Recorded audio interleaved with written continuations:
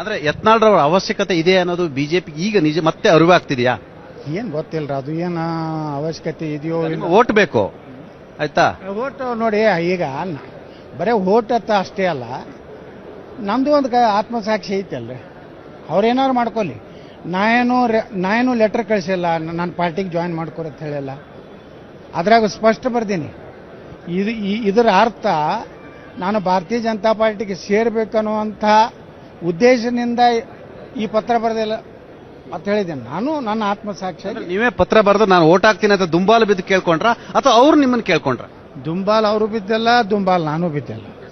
ದುಂಬಾಲ್ ಬಿದ್ದಿದ್ದು ನನ್ನ ಆತ್ಮಸಾಕ್ಷಿ, ನನ್ನ ಆತ್ಮಗೌರವ, ಅದು ದುಂಬಾಲ್ ಬಿತ್ತು. ಇನ್ನೊಂದ್ ಕಡೆ ನೀನು ಇಂಥ ತಪ್ಪು ಮಾಡಬೇಡ, ಅನುಮಾನಕ್ಕೆ ಕ್ರಿಯೇಟ್ ಆಗಬಾರ್ದು. ನಾನು ಕಾಂಗ್ರೆಸ್ಗೆ ಹಾಕಿದ್ರು ಯತ್ನಾಳ್ ಅನ್ನೋದನ್ನ ಮೆಸೇಜ್ ಪಾಸ್ ಮಾಡಕ್ಕಾಗಿ ಬಿಜೆಪಿಗೆ ಬಹಿರಂಗ ಪತ್ರ ಬರೆದು ಬಿಜೆಪಿಗೆ ಓಟ್ ಹಾಕ್ತೀನಿ ಅಂತ ಹೇಳಿದ್ರ? ಸತ್ಯ. ಯಾಕಂದ್ರೆ ಬಿಜೆಪಿಯಲ್ಲಿ ಒಂದು ಇಂಥ ಕುಟುಂಬ ಇದೆ, ನಾಳೆ ಏನು ಮಾಡ್ತಾರೆ, ಯತ್ನಾಳು ಕಾಂಗ್ರೆಸ್ ಕಡೆ ದುಡ್ಡು ತಗೊಂಡು ಓಟ್ ಹಾಕ್ಯಾನ ಅಂತ ಹೇಳ್ಬಿಡ್ತಾರೆ.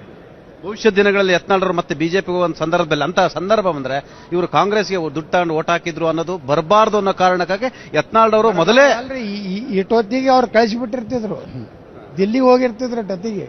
ಇಲ್ಲಿ ಕೌಂಟಿಂಗ್ ಸಹಿತ ನೋಡ್ತಿರ್ಲಿಲ್ಲ. ನಾವೀಗ ಬಿಜೆಪಿ ಅಲ್ವಲ್ಲ ಸರ್, ಯಾಕೆ ಮತ್ತೆ ಡೆಲ್ಲಿಗೆ ಹೋಗ್ತಾರೆ? ಅಂದ್ರೆ ಕಾಂಗ್ರೆಸ್ಗೆ ಓಟ್ ಹಾಕಿದ್ದಾನೆ ನೋಡಿ. ನೀವು ಮತ್ತೆ ಬಿಜೆಪಿ ತಗೋಬಾರ್ದು. ನೀವು ಅವ್ರು ತಗೊಂಡ್ಬಿಟ್ರೆ ನನ್ನ ಮಗನ ಭವಿಷ್ಯ ಏನು ಹುಷಾರ್ ಅಂತ ಹೇಳಿ ಬರ್ಲಾಕ್ ಹೋಗ್ತಿದ್ರು.